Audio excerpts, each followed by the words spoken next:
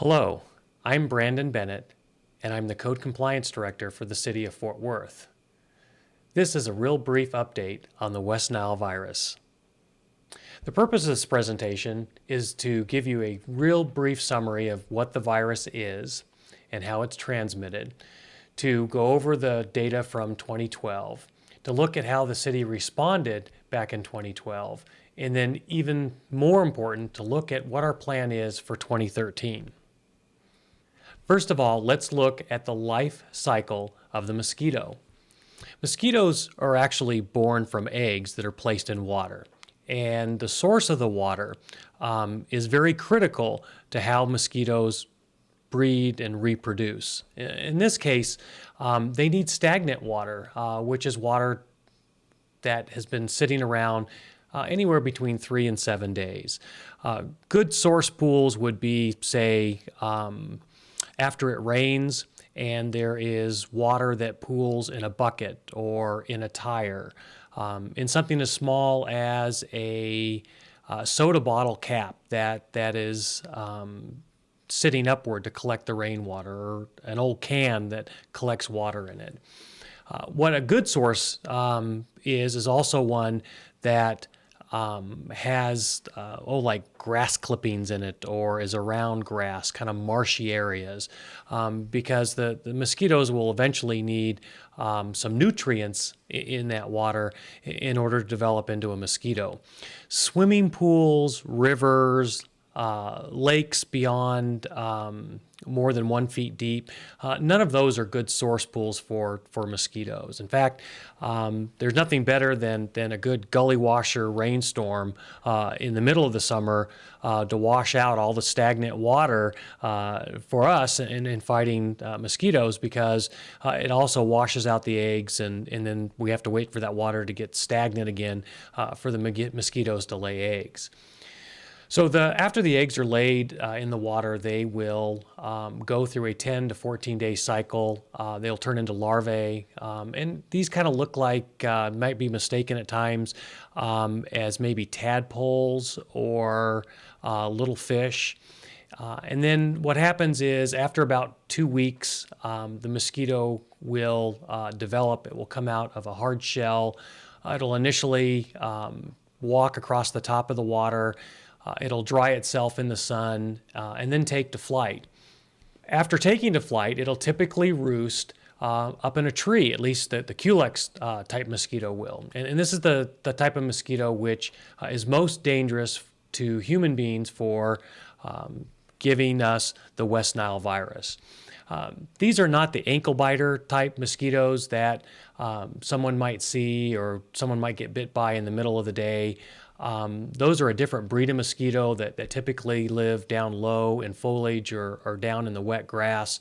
The Culex mosquito likes to live up in the 8 to 10 feet above ground area, which is critical when you're looking at how we attack the virus and keep it from infecting too many humans. So having this in mind, the mosquito, the first 3 to 5 days, it doesn't have the ability, its mouth is still relatively spongy, and it can't break through either the skin of a bird or a human. So it'll live off of nectar, honeydew for a bit. But once their mouth hardens and it can take what's called a blood meal, then it will, in this case the Culex, will seek out primarily birds. Remember, the Culex mosquito likes to live high in the tree. That's where birds are also roosting, so it's an easy blood meal for them. And a blood meal is important for a mosquito because the only mosquitoes that bite, either mammals or reptiles or others, are the female, and they have to have a blood meal before they can produce eggs to create more mosquitoes. The males, they only live for a few days after they move to the adult stage, and they only live off of nectar, and then they die off. So one of the reasons why we talk about the number of days and the different stages is that by the time midsummer rolls around and we start seeing a lot of human victims of the West Nile virus, we have to understand that report isn't because of something that just occurred.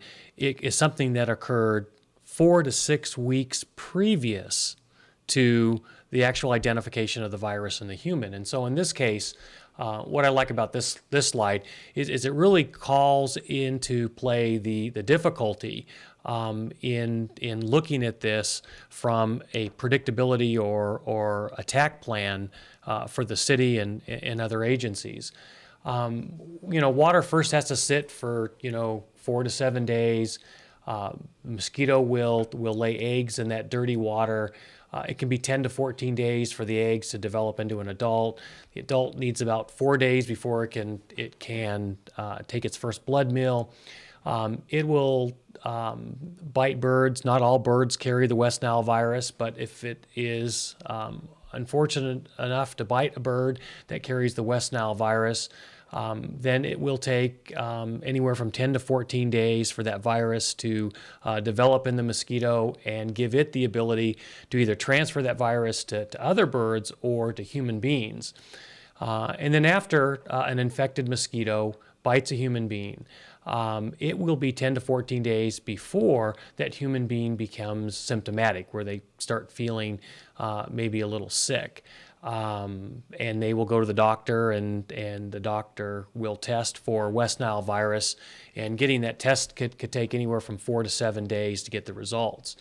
And so this is why we really press for early treatment of source pools early in the summer, because we won't know how big of a problem that we're going to have until 4 to 6 weeks after these little critters start getting up in the air. This slide in particular calls out what we see typically in any season, and then calls out what we saw specifically in 2012, and that is that there is the majority of cases happen or reported cases for human West Nile virus occur in late July into late August.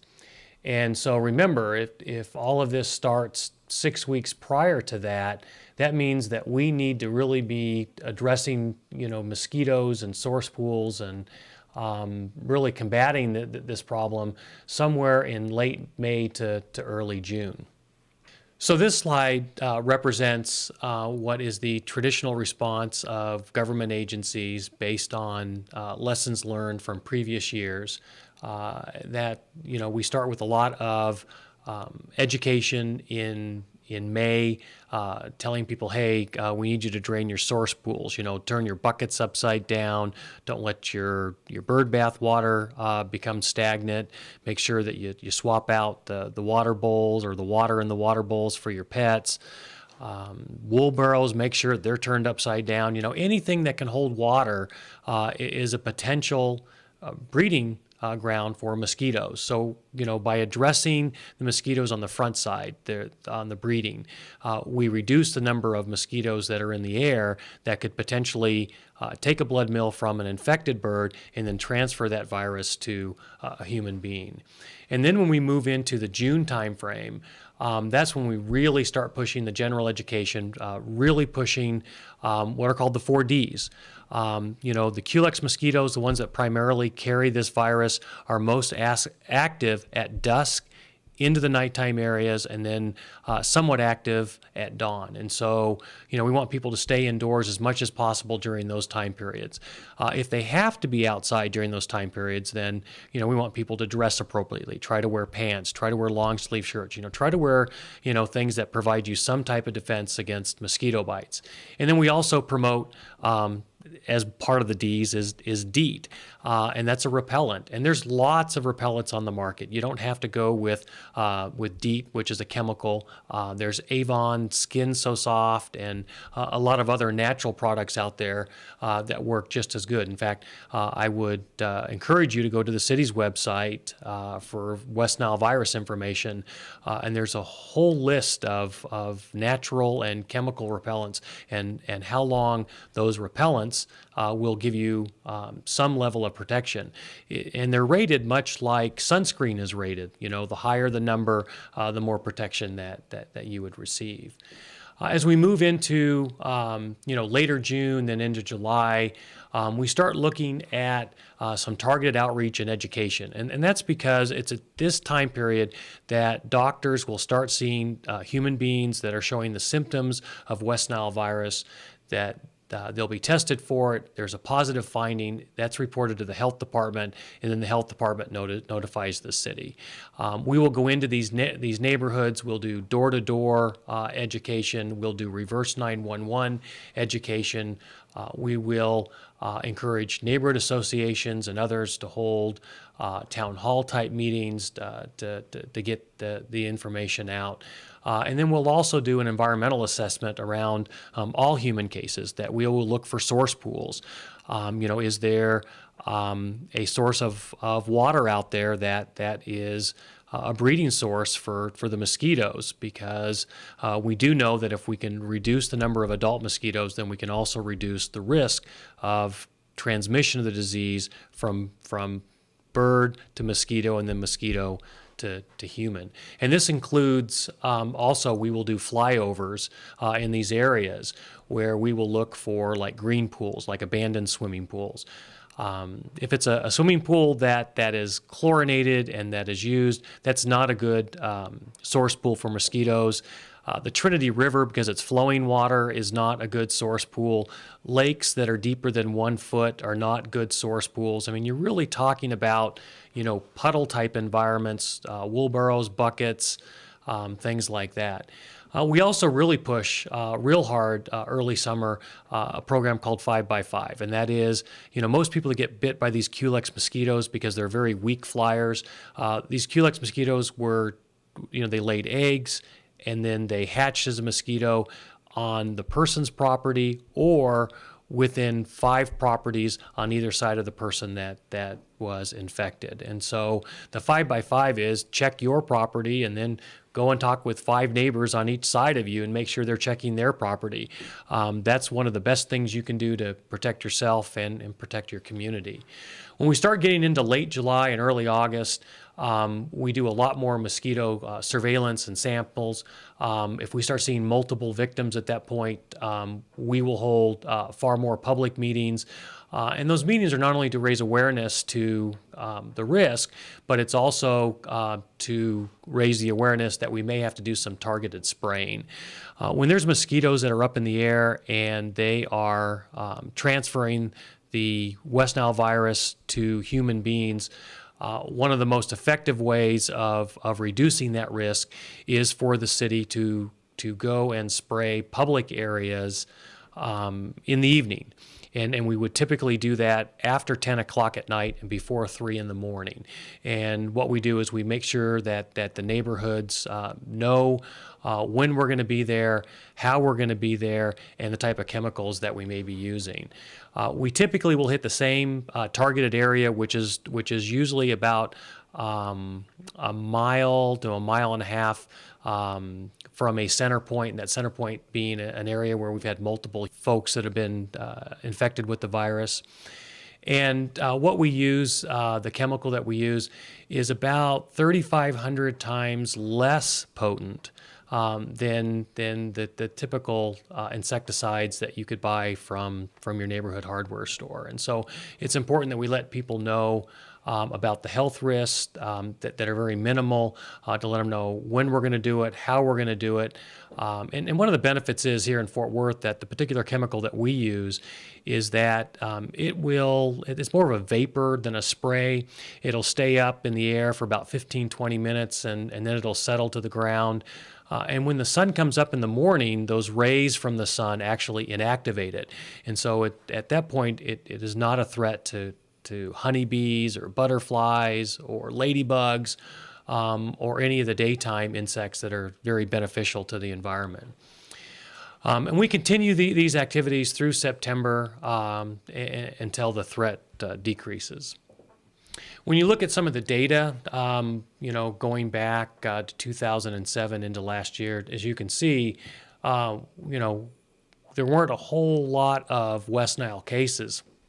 And there's two types of symptomatic type things that we look for on the virus. The blue line represents West Nile fever.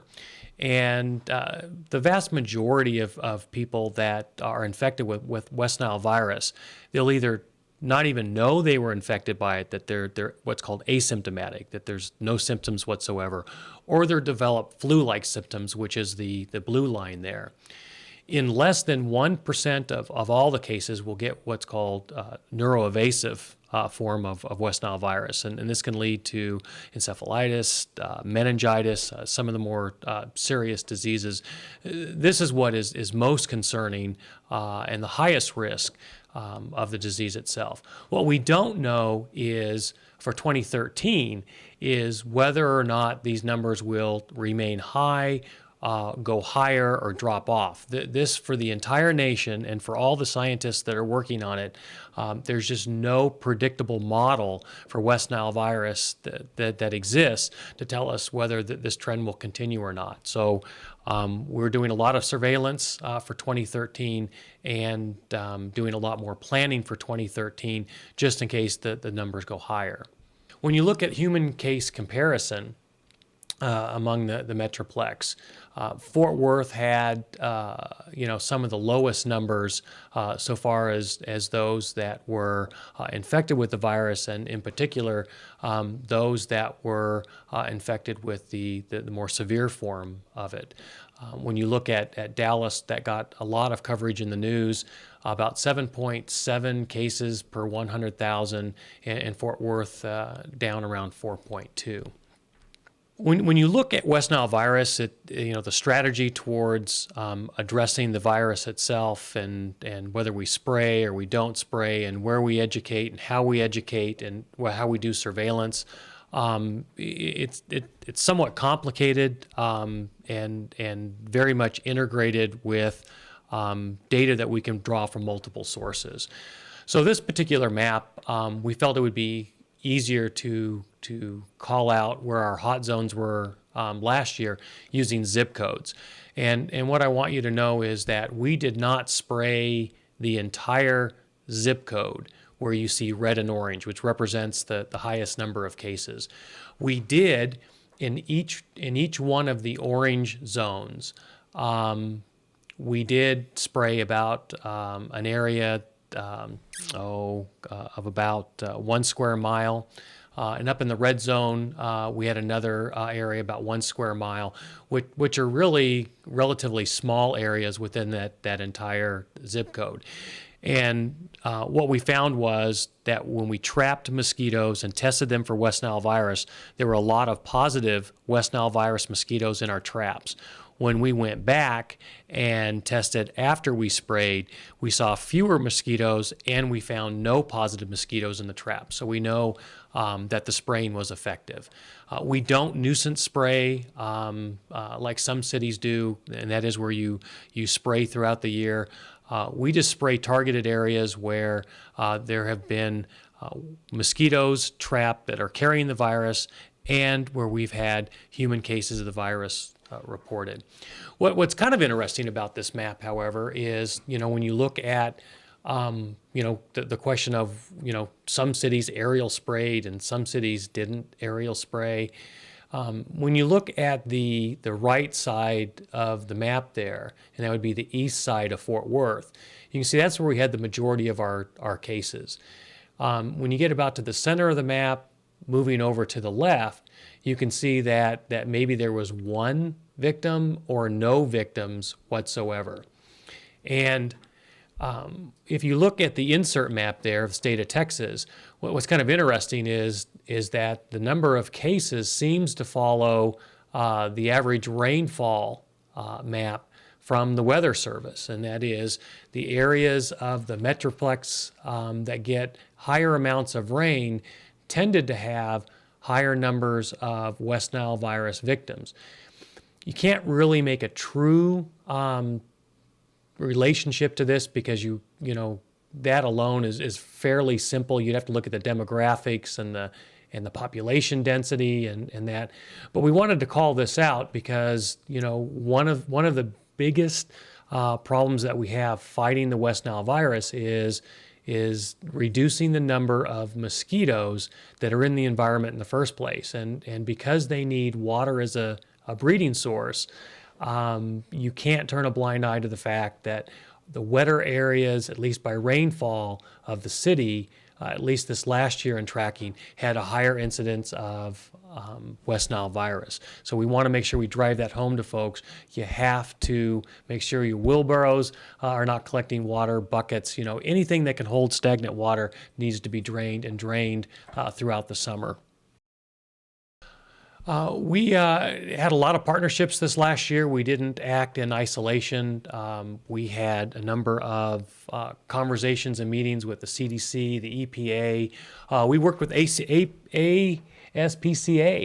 You know, there were rumors out there that the spray that we were going to use was harmful to cats. And what we found was what we were actually using would have to be 1,000 times more concentrated to even cause a rash on a cat. And much more higher in order to actually impact its general health. You know, we benefit by having UNT Health Sciences right here in Fort Worth. They were a great partner, and in fact, this upcoming season, we have partnered with them to where they will be helping us with surveillance and testing and helping collect data to see if we can come up with a more predictable model for the future. The city had an all-hands response. We had the parks, the streets, police and fire getting the word out. It was a really good response. And then we also worked with, you know, Fort Worth ISD and for that matter, all the ISDs, with the hospital and the hospital community, the business community. You know, education is a real big piece to addressing this virus. But at the end of the year, when you look at the virus as a whole, looking at this from a national perspective, the health community came up with a consensus, which was that cities need to either re-implement or implement comprehensive and consistent mosquito surveillance. This is where mosquitoes are trapped throughout the season to see if they are carrying the virus, and then if they are, even before there are human cases, to start taking efforts to reduce the source pool and reduce the number of adult mosquitoes that are up in the air. Also, source pool elimination activities and larviciding, and this requires a lot of community engagement. This is the 5x5, getting not only you but getting your neighbors involved in draining the source pools, and then emphasis of personal protection. If you look at Fort Worth and Tarrant County, that 70% of the people that contracted West Nile virus this last year, actually it was over 70%, didn't use any type of repellent, none whatsoever. And the vast majority of those were aware of the virus. They were aware that they needed to be using repellent just because of the lack of convenience to it or accessibility to it. They forgot, no matter the reason, over 70% said they were not using repellent at the time that they would have been bit by a mosquito and contracted the virus. We have to work on that really, really hard. And when I say we, what I mean is you, me, and everybody else in the community, because this is where personal responsibility really plays a big role. And then lastly, adulticiding spraying. I can tell you from the public meetings that we had this last year that we had about a third of the people that were opposed to the spraying. We had a third that were in favor of it, and we had a third that just weren't really sure, but once they got all the education material, that they typically would move to, let's go ahead and spray because that's the safest and the rightest thing to do. And we'll talk a little bit more about that on a later slide here. So what's our response plan for 2013? Well, we work very closely with the different counties because most of the city is in Tarrant County. That's the one we work with primarily. We share public education with them. They help us by doing disease reporting and the epidemiology. They run the lab for testing the mosquitoes. And then they're helping us out this year by providing additional mosquito traps. In fact, this year we'll be locating mosquito traps at every one of the city's fire stations, which are dispersed around the different zip codes throughout the city. And then the city, along with public education, will actually conduct the surveillance, and we'll take the samples to the county, to their lab for testing. We'll help with larviciding and draining source pools when private property owners cannot be located or unable to address the issue. And then adulticiding, which is the ground spraying, is something the city will do once again on a targeted basis based on a high incidence of adult mosquitoes carrying the virus along with humans contracting the virus. We'll once again have a phased response. We're moving from the off season now to the start of the season. So, we have started up our surveillance program and our outreach and our education. We're starting to do some larviciding. Larviciding is essentially, if I didn't cover this earlier, is where you can either drain the water, but if the water the source is too big to drain, there are these commonly referred to as donuts. One of the brand names is BTI, and it's really a bacteria that will kill off the mosquito larvae and the eggs, which is kind of cool because it's a naturally occurring bacteria. It's not harmful to humans or pets. Pets can still drink from the water, bathe in the water, and in many cases you can get these little donuts with their time release as long as you don't break them up, and they can last for as much as 30 days. And then once again, we'll continue to, as we move forward, to look at the data that comes in to decide whether or not we should ground spray, and if we get to epidemic proportions like we did last summer, we would once again consider, although we did not implement, aerial spraying. And that consideration typically comes from the Tarrant County Public Health Department. It would be upon their recommendation and then consideration by the city on whether we participate or not. This shows on the surveillance side where our traps will be. You can see that they're very evenly distributed throughout the city, and we'll be paying particular attention to those areas where we had positive mosquitoes last year.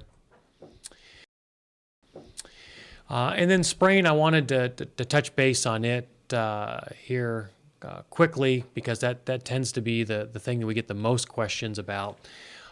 Really, there's two types of spraying. There's nuisance spraying and there's disease spraying. And nuisance spraying are what some communities do where there is a lot of either waterborne mosquitoes or where there's a lot of wetlands where you can't control mosquitoes through the typical drain the buckets and make sure that the small puddles of water are drained.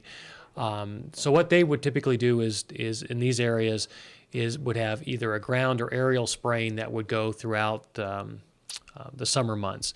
You see this in Dallas and other cities where from early summer to late summer, they're driving the fog trucks up and down city streets, whether or not the West Nile virus is present or not.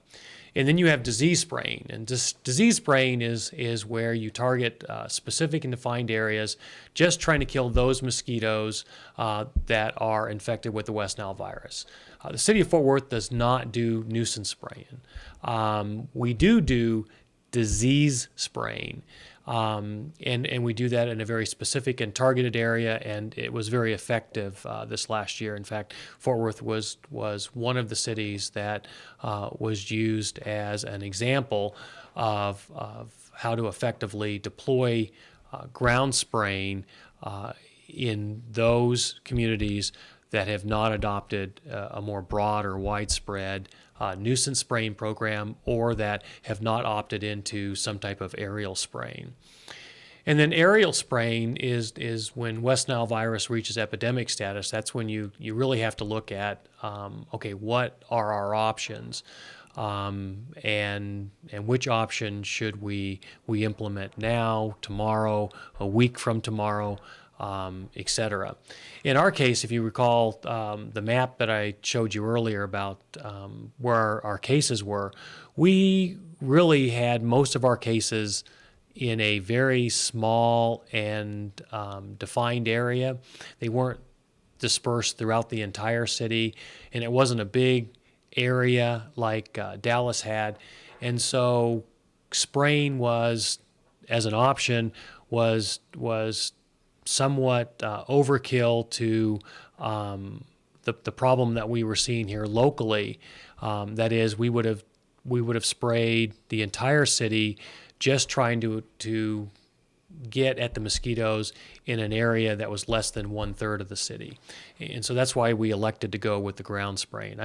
I know for myself, I consider the over-the-counter products to be fairly safe, the off and deep woods, but I am like, I think most of you, that do you ever really feel comfortable spraying a chemical on yourself, or do you really feel comfortable with a truck driving up and down the street, putting a fog up in the air to kill mosquitoes at night in a community spraying program? So we try to balance the risks on both sides, the chemical risk and the virus risk.